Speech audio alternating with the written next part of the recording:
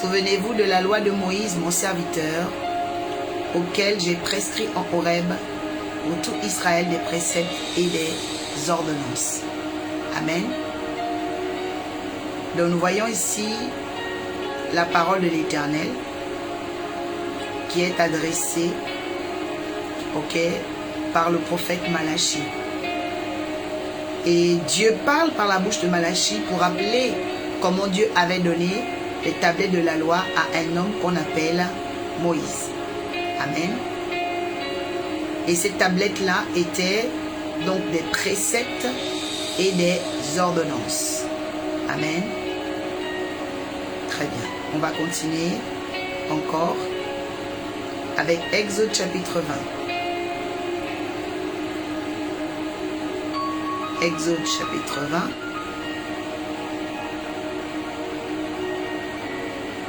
Merci Seigneur. Exode chapitre 20. Seigneur, nous lisons ta parole avec respect et considération. Alors Dieu prononça toutes ces paroles en disant: Je suis l'Éternel ton Dieu qui t'ai fait sortir du pays d'Égypte, de la maison de servitude. Tu n'auras pas d'autre Dieu devant ma face, tu ne feras point d'image taillée, ni de représentation quelconque qui sont en haut dans les cieux, qui sont en bas sur la terre, dans les eaux et plus bas que la terre. Tu ne te prosterneras pas devant elles, tu ne les serviras pas, car l'Éternel ton Dieu est un Dieu jaloux, qui punit l'iniquité des pères sur les enfants jusqu'à la 3e et 4e génération de ceux qui me haïssent. Je fais miséricorde jusqu'en 1000 générations à ceux qui m'aiment et gardent mes commandements. Tu ne prendras pas le nom de l'Éternel ton Dieu en vain, car l'Éternel ne laissera pas impuni celui qui portera son nom en vain. Souviens-toi du jour du sabbat pour le sanctifier. Tu travailleras 6 jours et tu feras tout ton ouvrage, mais le 7e, quelqu'un écrit attention, 7e jour. Mais le 7e jour est le jour du repos de ton Dieu. Tu ne feras aucun ouvrage, ni toi, ni ton fils, ta fille, ni ton serviteur, ta servante, ni ton bétail, et ni l'étranger qui est dans tes portes. Car en 6 jours, l'Éternel a fait la terre et les cieux et tout ce qui est contenu. Il s'est reposé le 7e jour, c'est pourquoi l'Éternel a béni le 7e jour et l'a sanctifié. Verset 12. Honore ton père et ta mère afin que tes jours te soient prolongés dans le pays où Dieu te bénira. Verset 13. Tu ne tueras point, tu ne commettras point d'adultère, tu ne déroberas point, tu ne porteras pas de faux témoins contre ton prochain. Tu ne convoiteras pas la maison de ton prochain, ni la femme de ton prochain, ni le serviteur de ton prochain, la servante de ton prochain, le bœuf de ton prochain, l'âne de ton prochain. Aucune chose qui appartienne à ton prochain, tu ne convoiteras point. Tout le peuple entendait cela, les tonnerres et les sons de trompette, et il voyait les flammes de la montagne fumante. À ce spectacle, le peuple tremblait et se tenait dans l'éloignement. Et ils dirent à Moïse: parle-nous toi-même, et nous écouterons. Mais que Dieu ne nous parle pas, de peur que nous ne mourions.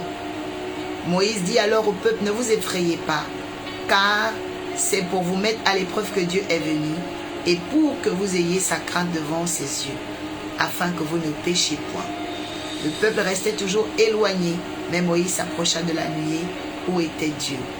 L'Éternel dit à Moïse: tu parleras aux enfants d'Israël. Vous avez vu que je vous ai parlé dans les cieux.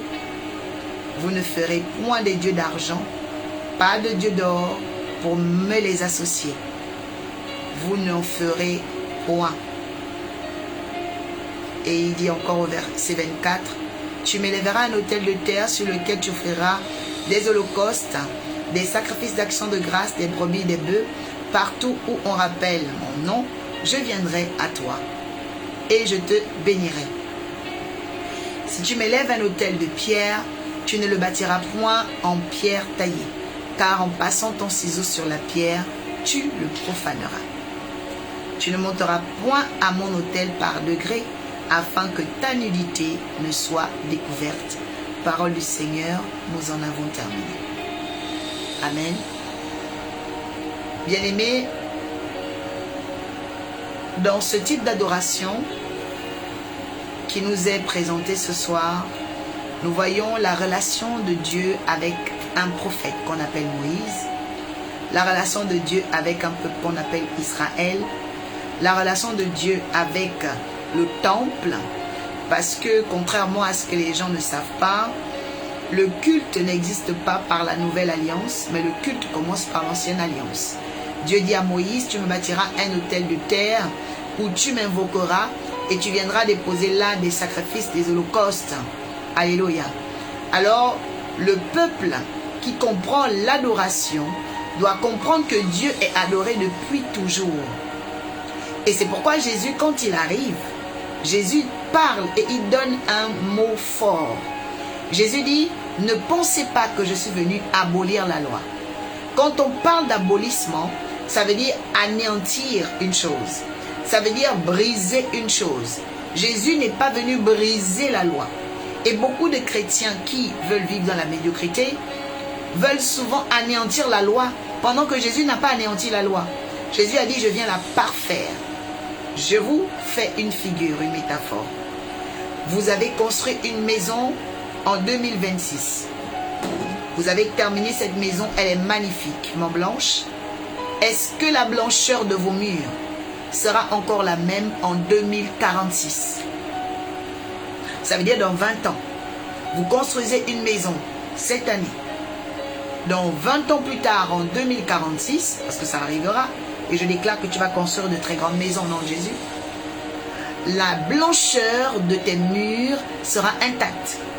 Est-ce que les pièces de ta maison seront toujours les mêmes? Bien sûr que non. Parce que là, dans cette maison, il y aura tes enfants qui vont naître, grandir et peut-être partir. Il y a des petits-fils qui vont naître, venir, partir aussi. Donc, la blancheur de tes murs va changer. L'état de tes pièces vont changer. Alors, qu'est-ce que Jésus va dire? Parce que depuis la Genèse, depuis l'ancienne alliance, depuis Moïse, eh bien, beaucoup d'eau ont passé sous les ponts. Alors, Jésus arrive en son temps. Et quand il arrive, Jésus dit, mais ne pensez pas que moi j'abolis la loi. Je viens parfaire, ça veut dire, je viens rénover et donner beaucoup plus de facilité pour accomplir la loi. C'est pourquoi Jésus est le perfectionnement de la loi. Il n'est pas l'abolissement de la loi. Est-ce que tu peux écrire ça ici? Jésus-Christ est le perfectionnement de la loi. Il n'est pas l'abolissement de la loi. Et j'étais en train de méditer et j'ai dit, Seigneur, beaucoup de chrétiens disent, la grâce, tout est grâce, tout est grâce. Maintenant, j'ai observé, en notre temps, en notre époque, qui sont les plus riches au monde? Est-ce que c'est ceux qui ont la loi ou c'est ceux qui ont la grâce? Qui sont les plus puissants au monde? Est-ce que c'est ceux qui ont la loi ou c'est ceux qui ont la grâce? J'ai commencé à me poser des questions. Et je me suis rendu compte que, en fait, nous sommes beaucoup dans l'hérésie. Qui sont ceux qui sont les plus puissants au monde actuellement? Est-ce que c'est ceux qui ont la loi ou ceux qui ont la grâce? J'attends vos réponses. Chacun est libre. J'ai tellement réfléchi. Je me suis posé des questions. J'ai dit, mais qui est beaucoup dans l'excellence dans ce monde? Qui sont les personnes qui sont toujours dans l'excellence? Qui sont les personnes qui sont toujours dans la percée? Qui sont les personnes qui dirigent ce monde quand vous regardez? Que ce soit à la télévision, vous regardez aux États-Unis, vous regardez partout. Qui sont les personnes qui triomphent toujours?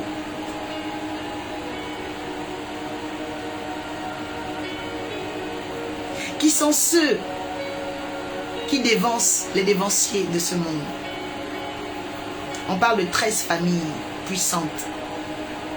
De quel camp sont ces familles? Vous savez que le monde est dirigé par 13 familles. Si vous ne savez pas, je vous l'annonce, le monde est dirigé par 13 familles. 13 familles qui ont tous les pouvoirs de décider qui a le pouvoir. Alors, j'ai voulu être sobre, j'ai voulu avoir une pensée claire et je me suis rendu compte que c'était les Juifs. Je me suis rendu compte que c'était les Juifs. Et je me suis rendu compte que il y a quelque chose que ceux qui ont la grâce ont oublié. Il y a quelque chose que ceux qui ont la grâce négligent. Il y a quelque chose que ceux qui ont la grâce banalisent, mais qui constitue un gros piège. C'est l'adoration légaliste. Quelqu'un dit adoration légaliste. L'adoration légaliste.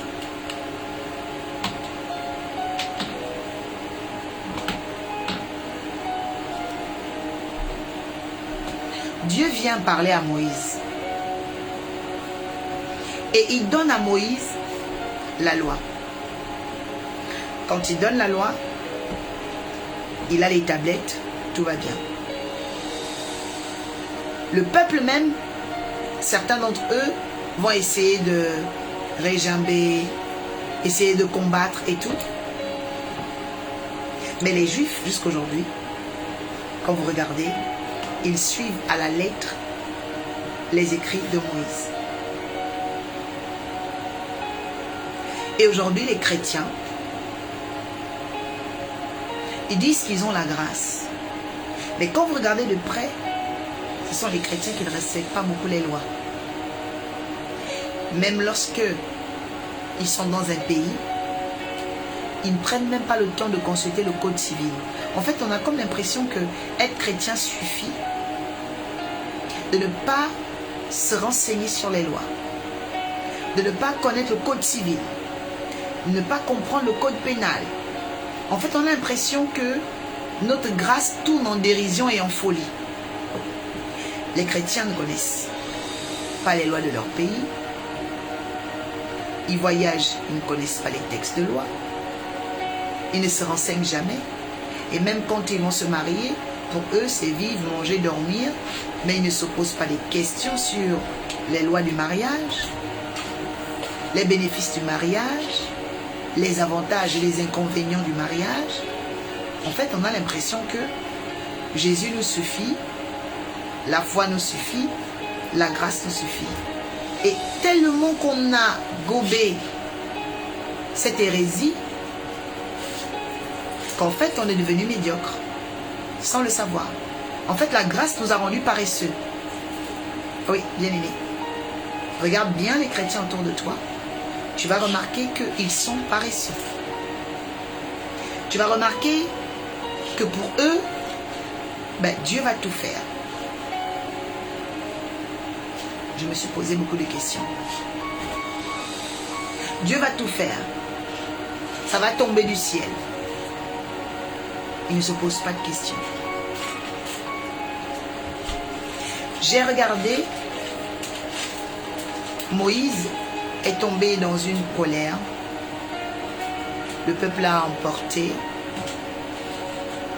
Il est reparti encore à la montagne. Parce que les premières tablettes avaient été cassées. Moïse va repartir à la montagne, il va encore jeûner. Dieu va encore lui donner les tablettes. Maintenant, regardez un peu les 10 commandements qu'on vient de lire ensemble. Regardez bien les 10 commandements qu'on vient de lire ensemble. Vous allez remarquer que les chrétiens sont beaucoup dans la convoitise. Convoitent leur prochain. Convoitent la maison de leur prochain. Convoitent le mari de leur prochain. Convoitent la femme de leur prochain. Les chrétiens sont beaucoup dans les adultères. Parce qu'eux, ils disent, tout est grâce. Donc, comme Dieu leur fait grâce, ils doivent voler le mari des gens. Voler la femme des gens. Ils disent, tout est grâce. En fait, ils prennent la grâce pour cacher leur saleté. Ils prennent la grâce de Dieu pour cacher, en fait, leur besogne. Et je me suis dit, il y a quelque chose qui ne va pas. Il y a quelque chose qui ne va pas. Ensuite, j'ai observé. Ceux qui ont eu la loi étaient ceux qui étaient accompagnés par les prodiges. Dieu divise la mer Rouge pour eux. Du temps de Moïse, pendant qu'il avait la loi, Dieu a transformé un bâton en serpent. Du temps de la loi, Dieu prend un bâton, il change en serpent. Du temps de la loi, un buisson de plantes, de fleurs, d'herbes devient du feu. Du temps de la loi, une mer se sépare en monceaux, ça et là. Ça fait réfléchir. Du temps de la loi, une main qui était normale devient une main lépreuse. Et après, elle redevient encore normale. Alors je me suis rendu compte que nous ne devons plus abolir la loi comme certains veulent qu'on l'abolisse. Parce que Jésus n'a jamais aboli la loi. Jésus est venu perfectionner la loi. Rendre la loi meilleure. Et c'est pourquoi beaucoup de gens ont mal compris l'évangile en fait. La loi n'a jamais été effacée. La loi n'a jamais été abolie. Ce sont les chrétiens faussaires, menteurs, impudiques, qui se sont dit, mieux vaut arrêter la loi, on va arrêter tout ça, on va avoir la grâce, sans vraiment comprendre quelle était la volonté de Jésus. Parce que Jésus a bien dit, je ne viens pas abolir la loi, je viens l'accomplir. Quand quelqu'un accomplit, ça veut dire que cette personne passe à l'action.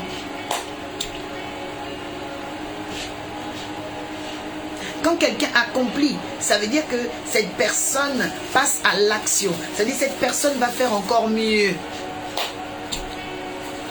Le perfectionnement. Ce qui veut dire que le mot grâce n'a rien à voir avec la facilité du péché. Mais le mot grâce veut dire perfectionnement. La grâce de Jésus, c'est le perfectionnement de la loi. Ce n'est pas quelque chose qui est désinvolte, qui flotte dans l'air. La grâce vient de la loi. En fait, elle en découle. L'adoration légaliste. Regardez la première fois que Jésus entre pour commencer son ministère. Prends ta Bible avec moi dans Luc. Luc 4, 18. Luc 4, 18.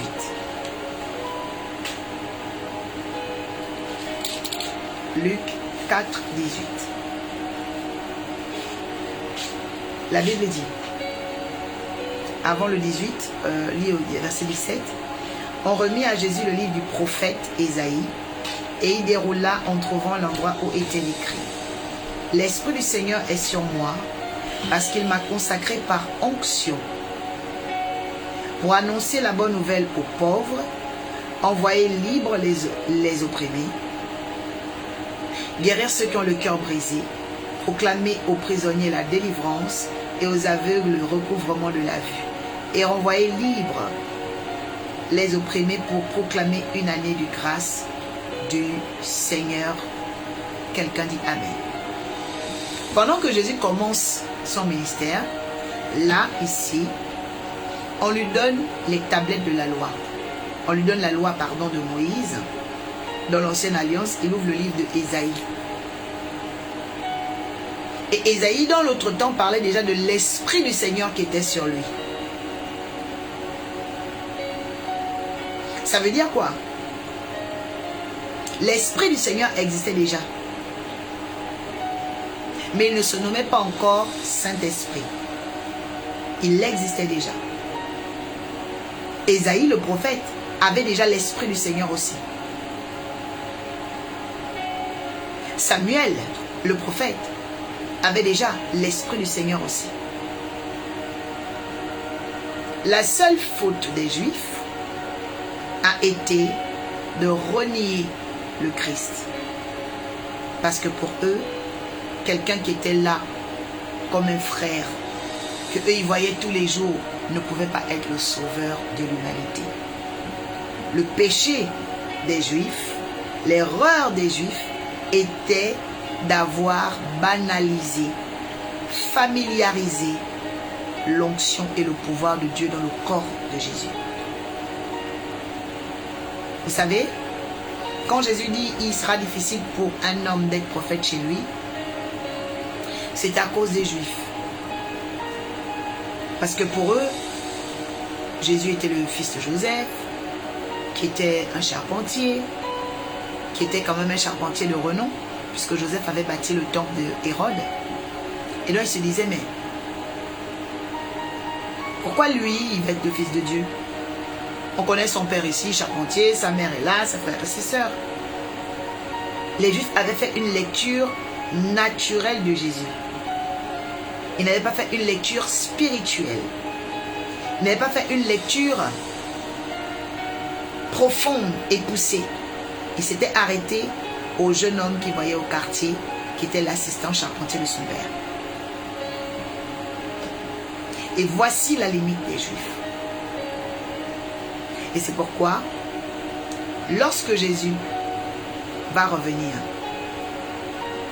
Jésus va permettre par la résurrection que le monde entier, au lieu de ce peuple seulement isolé d'Israël le connaisse, mais le monde entier le découvre et l'adore.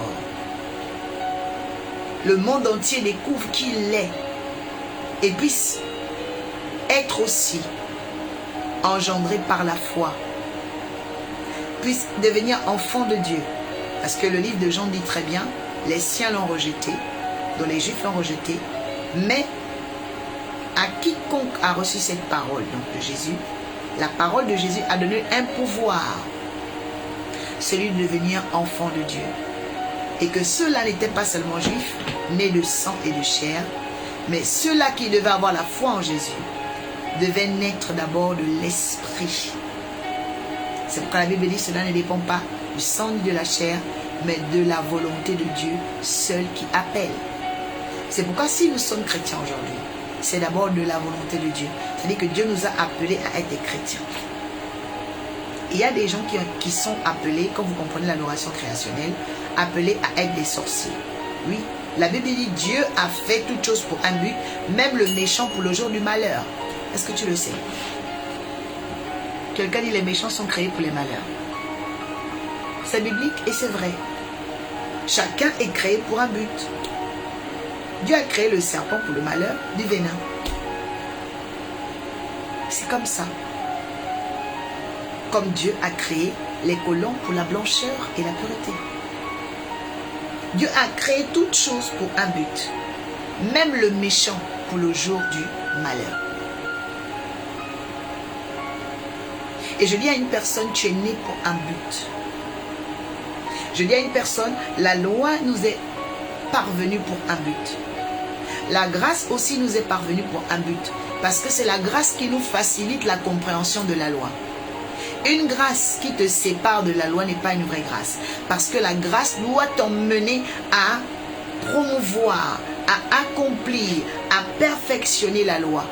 C'est pourquoi je prie à compter d'aujourd'hui que nous ici, fils et filles de prophètes, appelés par le Dieu des esprits des prophètes, nous ayons la capacité de faire alliance avec les dix commandements.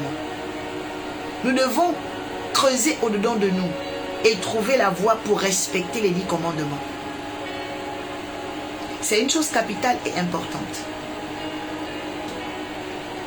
Dans l'adoration légaliste, il y avait les miracles. Dans l'adoration légaliste, il y avait les prodiges. Dans l'adoration légaliste, il y avait déjà les manifestations. Ne pensez pas que c'est par la grâce seulement qu'il y a des miracles. Non, les miracles existaient déjà dans l'adoration légaliste. De la même façon que Dieu est venu avec les commandements, de la même façon Dieu aussi a fait des miracles. Beaucoup de gens pensent que c'est seulement par la grâce qu'on fait les miracles. Ben non. La loi a accompli des miracles, et même des très grands. Parce que depuis, je n'ai pas vu quelqu'un qui a divisé la mer Rouge comme Moïse. Ça veut dire que dans l'adoration légaliste, il y a des choses. Ouvre ta Bible avec moi dans le psaume. C'est un psaume qui m'a amené aussi à beaucoup méditer aujourd'hui. Le psaume 104. Est-ce que je l'ai noté ou pas? Je ne l'ai pas noté là, mais c'est le psaume 104. On va voir. Psaume 104 ou 103. Je vais juste vérifier. Verset 7. Moïse, non. Ok. 7. Ah oui, c'est 103. Psaume 103, verset 7. Ok? Excusez-moi. Psaume 103, verset 7. Qu'est-il écrit? Je lis ta parole, Seigneur, avec respect et considération. La Bible dit, il a fait connaître ses voies à Moïse. Une voie, la voie ici c'est avec eux à la fin, c'est un chemin, un sentier. Ok? Il a fait connaître ses voies à Moïse, ses chemins, ses sentiers, ça veut dire ses secrets. Il les a montrés à Moïse. Et la Bible dit, il a montré ses hauts faits, donc les œuvres maintenant, aux enfants d'Israël. Ça veut dire quoi? Même du temps, et surtout d'ailleurs du temps de la loi, dans l'adoration légaliste, Dieu révèle les choses secrètes. Dieu révèle les voies. Dieu révèle le secret des écluses. Dans l'adoration légaliste, Dieu montre ce qu'il ne montre pas à tout le monde. C'est pourquoi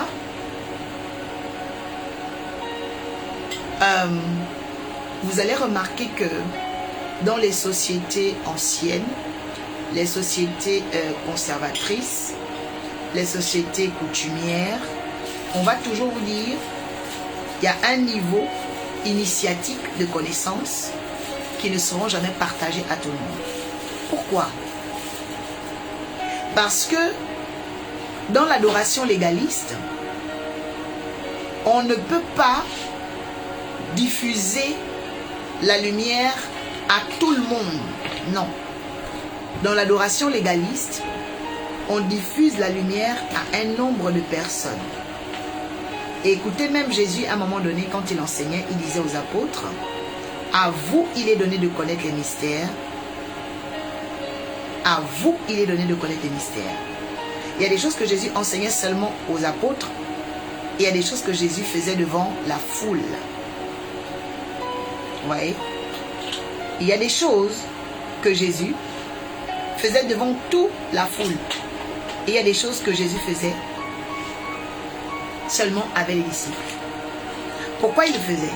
C'est parce que derrière l'adoration légaliste, que lui, il était venu parfaire, ça veut dire derrière la loi qu'il est venu parfaire, il devait manifester ses voies, révéler ses secrets aux apôtres, mais pas à la foule. Parce que la foule, c'est personne. La foule n'est personne. La foule, c'est la foule. Mais les apôtres, c'est pas la foule. Les apôtres, ce sont les pères. Les disciples, c'est pas la foule. Les disciples, ce sont les leaders. Et le mot disciple veut dire celui qui suit un enseignement. Le mot disciple, ça veut dire celui qui suit un maître. C'est pourquoi Jésus s'appelait Rabbi. Quand on parle par exemple des Juifs aujourd'hui, le rabbin. Jésus c'était un rabbin. Ok? Un enseignant. Quatrièmement, quand le Seigneur dit il dit à Moïse, enlève tes souliers, enlève tes chaussures au buisson ardent, car ce lieu est redoutable. Pourquoi il lui demande d'enlever les chaussures? Parce que Dieu ne vous donne jamais accès aux choses qui sont profondes, secrètes et importantes si vous ne savez pas enlever quelque chose de vous. Pourquoi Élisée, lorsqu'il devait recevoir le manteau de Élie, a dû se dévêtir? Vous savez qu'Élisée a dû déchirer son vêtement. Avant de recevoir le manteau d'Élie, Élisée a déchiré son vêtement. Parce que Dieu ne peut pas te donner une chose sans que toi-même tu n'abandonnes une autre.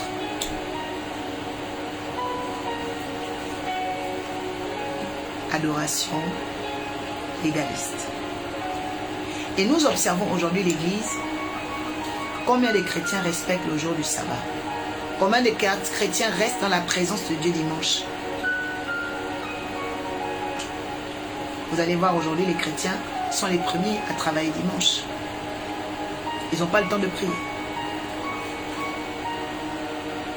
Combien de chrétiens, comme je disais tantôt, vivent dans l'adultère? Ça, on n'en parle même pas. Combien de chrétiens honorent leur père et leur mère? Vous allez entendre les chrétiens, ils vont commencer à dire, oui, ma mère est sorcière, mon père est sorcier. Mais quel est le lien entre l'honneur et la sorcellerie?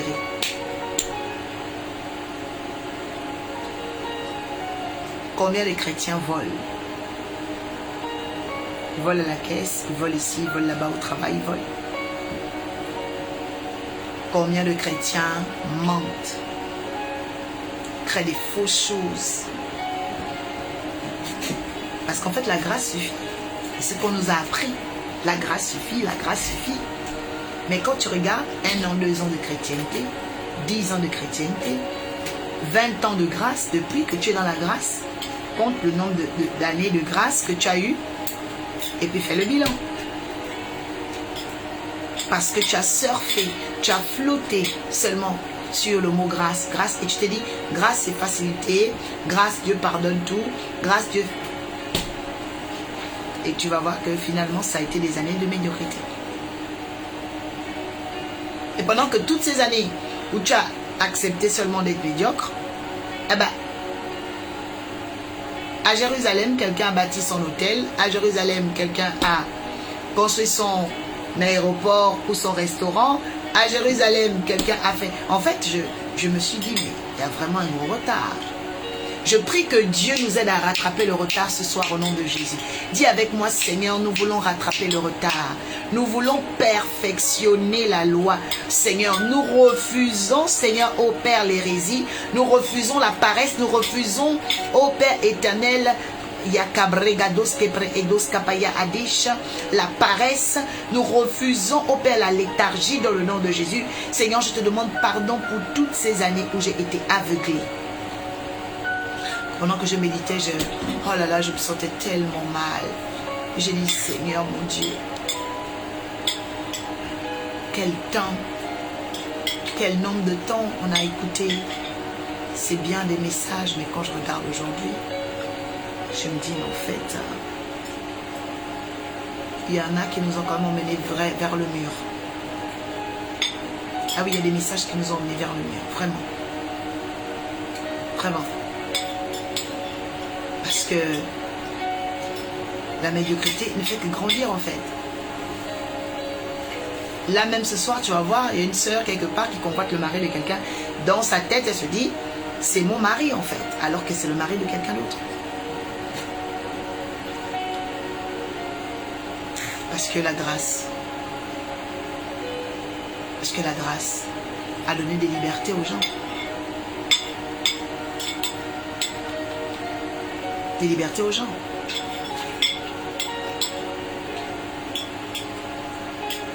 Et que même quand on arrive dans un pays et qu'on ne prend pas le temps de consulter les lois, on se dit Dieu va tout faire par sa grâce. On allait vers le mur.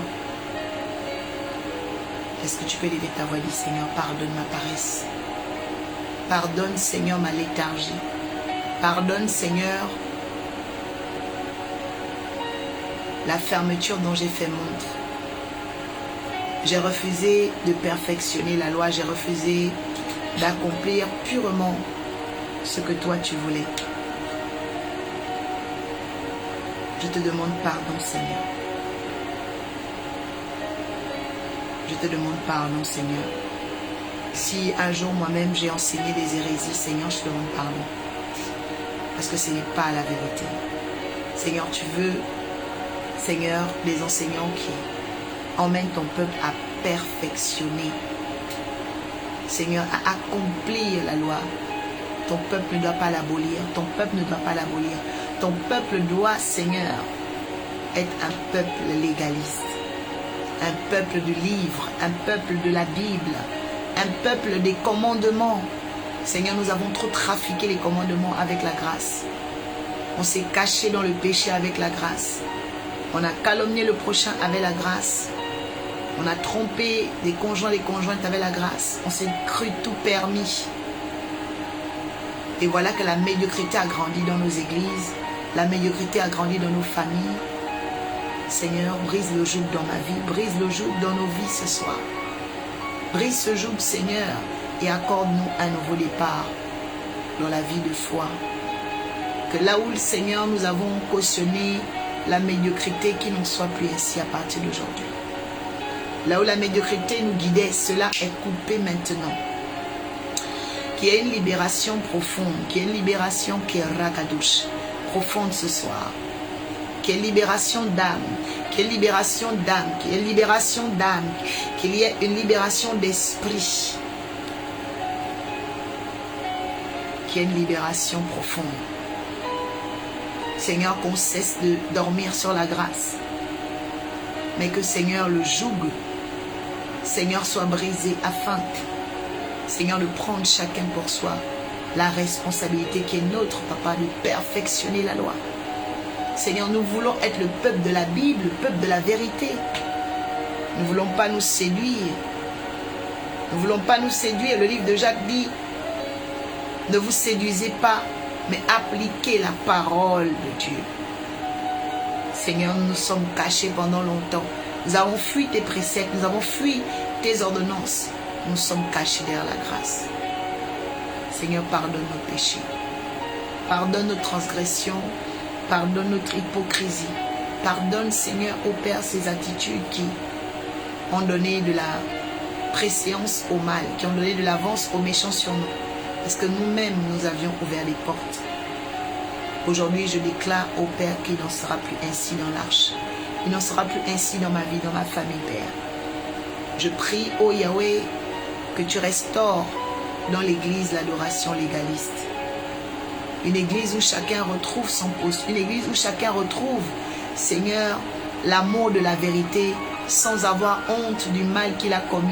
Une église où, Seigneur, nous étions autrefois en train de confesser. Aujourd'hui, dans les églises, les gens ne confessent plus. Ils ne confessent plus le mal qu'ils ont fait. Aujourd'hui, les gens sont dans le mensonge, Seigneur. On fait tout par apparence. Seigneur, je prie afin que l'église redevienne une église légaliste. Une église de confession. Une église de vérité, Seigneur. Seigneur, ramène-nous à accomplir, perfectionner ce que tu as écrit. Nous sommes le peuple de la Bible.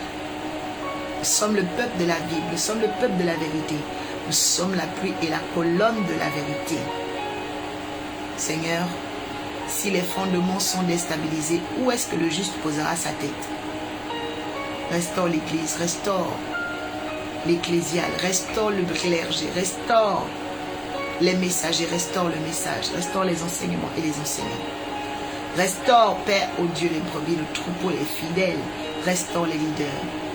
Seigneur, ton église a besoin de toi, tu as payé du prix pour elle.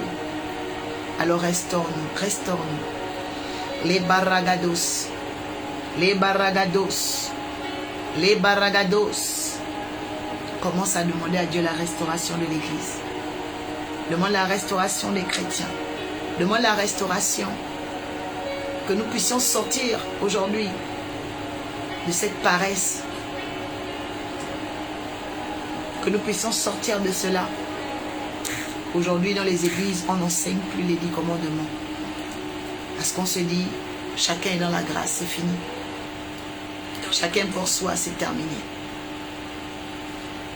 Et aujourd'hui, on a des pasteurs dans les adultères, des hommes de Dieu, des femmes de Dieu dans les adultères. Et on se dit, ça suffit. La grâce suffit. Seigneur, fais-nous grâce. Seigneur, fais-nous grâce. Quel est ce monde que nous pouvons convertir? Seigneur, si nous sommes déstabilisés, fais-nous grâce, Seigneur. Dans le nom puissant de Jésus, nous revenons à toi, Père. Dans le nom puissant de Jésus. Et c'est pourquoi je dis pardon à Dieu pour nous tous, pardon pour moi-même, pardon pour nos pères, pardon pour l'Église de France, d'Afrique et du monde entier. Dans la méditation de cet enseignement, je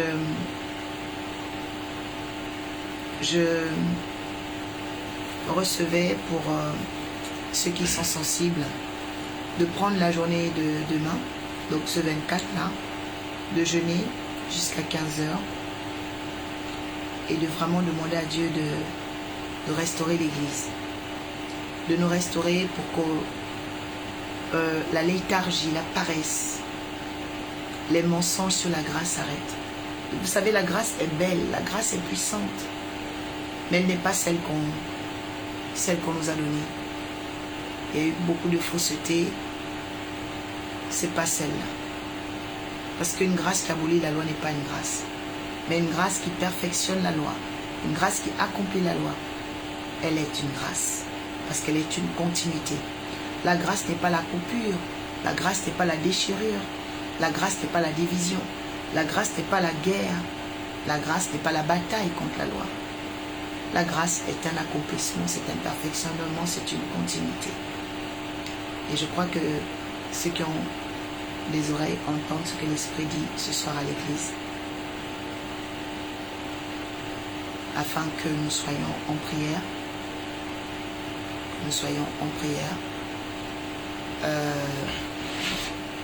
cette journée de vendredi 24 juillet de 6h à 15h, de vraiment nous repentir, que le perfectionnement de la loi devienne continuité dans la grâce et que le Seigneur soit glorifié parmi nous.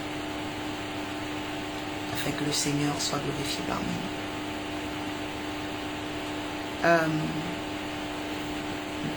Le deuxième point dans l'adoration légaliste, c'est que il y a un pan de miracle, de prodige. Et lorsque nous aspirons au miraculeux, regardez un peu dans Exode, on va ouvrir ensemble.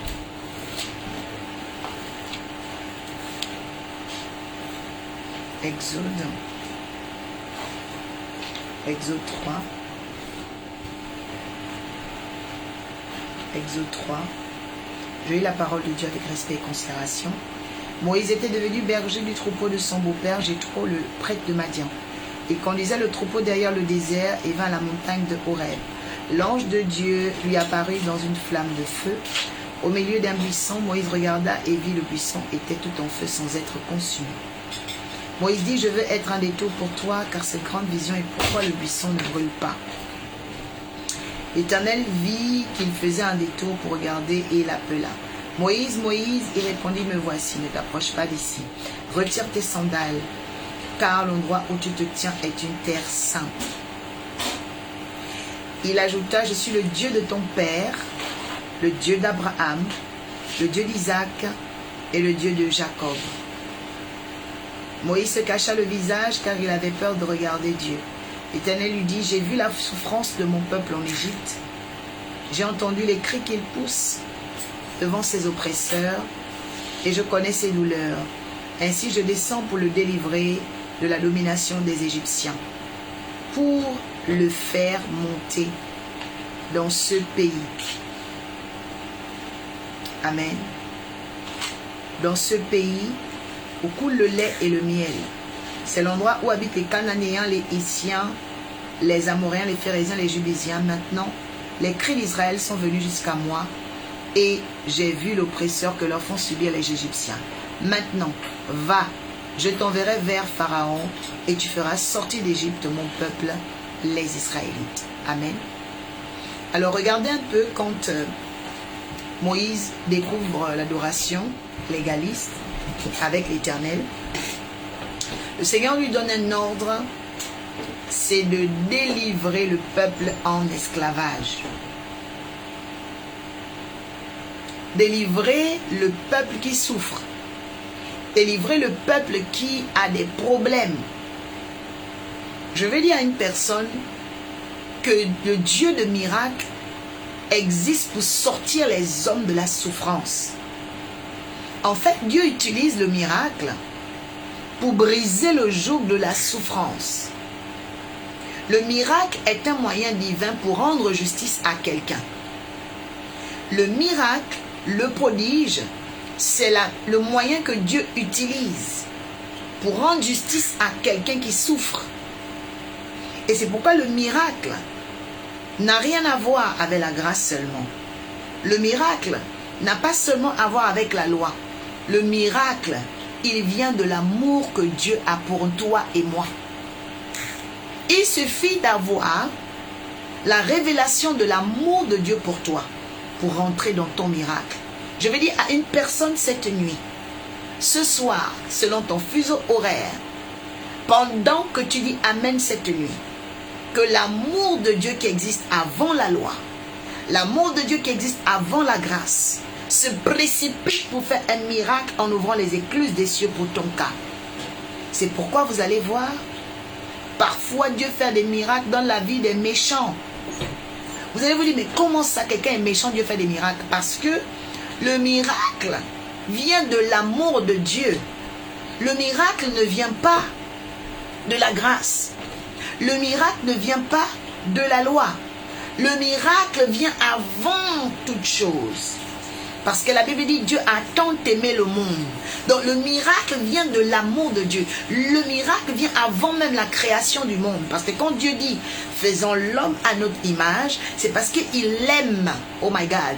C'est parce qu'il est amour. Je dis à quelqu'un dans le nom de Jésus-Christ de Nazareth ce soir, avant que tu ne sois dans le sein de ta mère, Dieu t'aimait.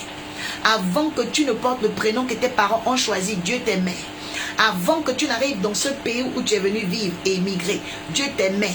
Et j'annonce dans le nom de Jésus que dans la suite des jours, à compter de ce vendredi 24, la puissance de l'amour de Dieu avant la création te touche pour vivre une vie de miracle.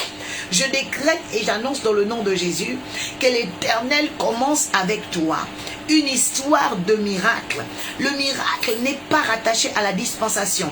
Le miracle n'est pas rattaché aux tablettes de la loi. Le miracle n'est pas rattaché à la grâce de la croix. Non, le miracle n'est pas rattaché à ça. Le miracle est rattaché à l'amour de Dieu pour l'humanité. Et j'annonce à une personne à partir d'aujourd'hui, ta vie est une vie de miracle. Je dis ta vie est une vie de miracle. Je dis j'appelle la puissance de son amour avant qu'il ne crée le monde, avant qu'il ne crée l'Éden, avant qu'il ne crée le jardin. Je proclame que son amour te touche. J'annonce que son amour te touche et que cet amour t'emmène à bâtir des grandes choses à partir d'aujourd'hui. Ne te sens plus bloqué par quoi que ce soit. Ne te sens plus stagné par quoi que ce soit. Parce que la Bible n'a jamais limité l'amour de Dieu à l'écriture. Mais Abraham n'avait pas lu la Bible. Abraham n'avait même pas la loi. Abraham n'avait même pas la parole. Mais Abraham avait entendu. Pourquoi? Parce qu'avant que tu ne sois manifesté, Dieu t'a aimé. Dieu t'a aimé. C'est pourquoi mets dans ton âme et dans ton esprit à partir d'aujourd'hui que le miracle est ton nom. Le miracle t'accompagne. Si tu es manifesté, chair, os, vie, âme, esprit, ici avec nous, capable d'entendre, de bouger, de sentir les choses, le miracle est déjà là. J'annonce ton miracle maintenant. J'annonce ton miracle maintenant. Bien-aimé, il y a des païens qui vivent des miracles. Le miracle n'est pas chrétien. Le miracle n'est pas musulman. Le miracle n'est pas hindou. Le miracle n'est pas religieux. Le miracle, il est amour. C'est la loi de l'amour qui donne le miracle. Et je dis à une personne ici, la puissance de son amour, le grand amour de ta vie, qui est l'Éternel désormais, le Créateur, le Maître, oh my God, fera des miracles avec toi. Je dis, reçois ton miracle aujourd'hui. Je suis en train de voir des colombes qui battent des ailes comme ça. Ça va être très fort. Je dis, reçois ton miracle, Nanou. Reçois ton miracle, Elinova. Reçois ton miracle, Gédéon. Reçois ton miracle, Carole. Je déclare aujourd'hui le miracle. Alléluia. Et c'est pourquoi lorsque nous prions pour la relation avec Dieu. Nous prions pour la victoire sur les œuvres de l'ennemi. Mais notre prière n'informe pas Dieu. Ce n'est pas notre prière qui change le cœur de Dieu. Beaucoup de gens pensent que quand ils prient, ils changent le cœur de Dieu. Ben non. Non. Dieu sait tout. Dieu est au courant de tout. C'est la puissance de son amour qui vit en toi, qui te porte. C'est la puissance de son amour qui est en toi, qui t'emmène à vivre des miracles. Mais vous avez remarqué que les miracles n'ont jamais gardé le peuple avec Jésus. Les miracles n'ont jamais gardé le cœur des hommes avec vous. Les miracles n'ont jamais gardé le cœur du peuple avec Dieu. C'est pourquoi, au-delà des miracles, cherche Dieu. Au-delà des miracles, cherche ta relation avec Dieu. Au-delà des miracles, cherche vraiment à bâtir quelque chose de fort avec Dieu. Alléluia. C'est vraiment une chose importante et capitale, bien-aimé.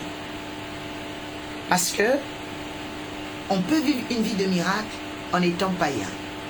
On peut vivre une vie de miracle en étant même sorcier. On peut vivre une vie de miracle en étant méchant avec les gens. Le miracle vient de l'amour. Le miracle ne vient pas de la religion. Il vient de l'amour de Dieu. C'est pourquoi la Bible dit il donne à qui il veut, dans sa souveraineté.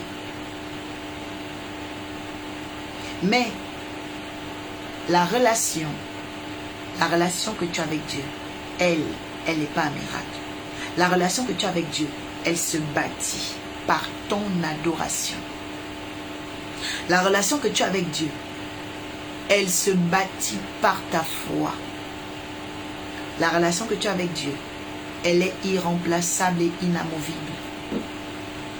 C'est pourquoi cherchons Dieu. Cherchons le royaume de Dieu. Cherchons la vérité de Dieu. Et ces choses, toutes ces choses nous seront données par-dessus tout. Et j'invite vraiment quelqu'un ici à chercher Jésus-Christ, à chercher le Seigneur. Parce que quand tu as vraiment Dieu, quand tu as vraiment Christ, alors tu comprends la parole du siècle présent et du siècle à venir. Parce que tu le veuilles ou non, tu peux vivre tous les miracles que tu veux sur terre. Mais les miracles que tu vis sur terre ne préparent pas ton éternité.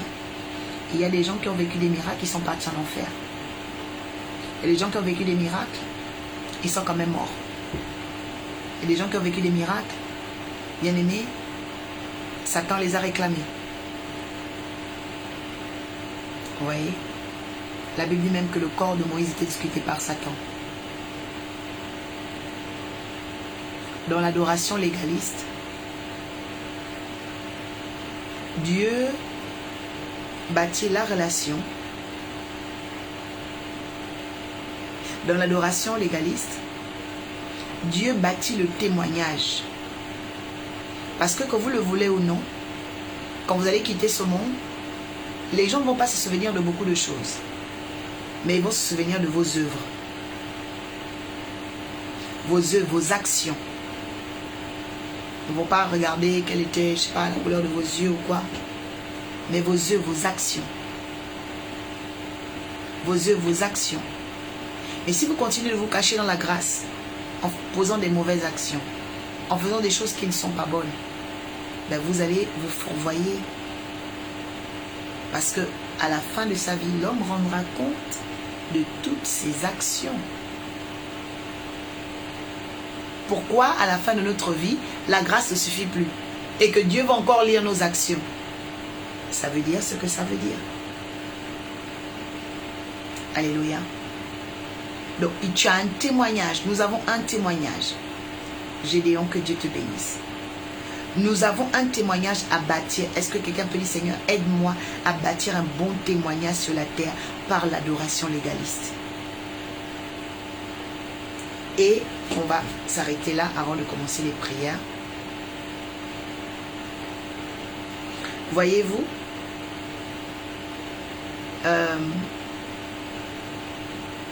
lorsque nous allons regarder un peu Moïse, Samuel, Josué et tous ces hommes-là, pourquoi parle-t-on d'eux aujourd'hui? Ni plus ni moins, ce sont les œuvres. Alors, qu'est-ce qui permet à un homme d'avoir des œuvres saines? C'est ce qu'il a appris. C'est ce qu'elle a appris, cette femme. C'est ce qu'on apprend. C'est ce qui nous donne de bâtir des grandes œuvres. Mais si tu te caches tout le temps dans la grâce, tu vas bâtir quelle œuvre? On dit bien aimé. Il faut décider de recevoir, d'accepter que Dieu inculque en nous des valeurs, que Dieu inculque en nous des choses pour avoir un bon témoignage. Tu ne peux pas enseigner, toi, en tant que mère de famille, les 10 commandements à tes enfants et que 15 ans, 20 ans plus tard, tes enfants échouent. C'est faux. Parce que les valeurs des 10 commandements ont bâti beaucoup d'hommes en Israël. Les valeurs des 10 commandements ont bâti les grands prophètes d'Israël. Les valeurs des 10 commandements ont bâti beaucoup de familles que nous voyons aujourd'hui nobles. Parce qu'il y a des choses, bien aimées. Quand tu vas regarder l'éducation que tu as donnée à tes enfants, eh bien, tu vas voir que dans l'éducation que tu as donnée à tes enfants, il n'y avait pas les 10 commandements, il n'y avait pas ça. Parce que tu comptais sur la grâce. Alors j'invite tous les parents ici, s'il vous plaît, à enseigner les 10 commandements à vos enfants. Nous sommes dans un monde où les choses vont très vite. Vos enfants vont à l'école, ils voient des étrangers, ils voient des comportements, ils voient des choses. La grâce que nous brandissons est belle, mais vous devez accomplir cette grâce en faisant une continuité de la loi dans l'éducation de vos enfants. Même pour les couples, même pour les personnes qui aspirent au mariage, commencez à revisiter les 10 commandements. Parce que le fiancé ou la fiancée qui est là devant toi, tu ne sais pas, hein? Tu ne sais pas. Mais lorsque tu vas commencer à vivre en tant que mari et femme avec une personne, c'est là que tu vas voir les œuvres. Parce que l'homme ne se souvient que des œuvres. Tu vas oublier le visage, la beauté du monsieur, la beauté de la femme. C'est le comportement. Mais comment avoir un bon comportement si tu ne connais pas comment te comporter? Si tu ne sais pas quelles sont les œuvres que tu dois mener. C'est pourquoi cette journée de vendredi, prions vraiment et demandons à Dieu de ramener nos cœurs vers l'adoration légaliste. Qu'on redevienne ce peuple fervent qui cherche à plaire à Dieu, mais aussi en conformité avec sa parole. Que Dieu bénisse son peuple, que Dieu bénisse sa parole, dans le nom de Jésus-Christ de Nazareth. Mets la main droite sur ton cœur, dis Seigneur, j'ai entendu ta parole, je veux obéir. Fais tomber les forteresses en moi, des racines, les épines et les ronces en moi. Là où le diable voulait voler le message, je déclare que mes oreilles s'ouvrent, je déclare que ma mémoire s'active, je déclare que mon âme se connecte à cet enseignement pour m'emmener, ô Dieu, à véhiculer, à manifester, à incarner et à intégrer, Seigneur, l'adoration légaliste. Je veux vivre une vie de miracle par ton amour et je veux surtout, ô Dieu, Seigneur, vivre une vie de témoignage. Seigneur, donne-moi un bon témoignage sur la terre. Inculque-moi, Seigneur, les valeurs de ton royaume. Change ce que tu dois changer en moi. Enlève ce que tu dois enlever en moi. Et emmène-moi à devenir ce que tu veux que je devienne. Dans le nom de Jésus-Christ, quelqu'un peut dire Amen, Amen, Amen.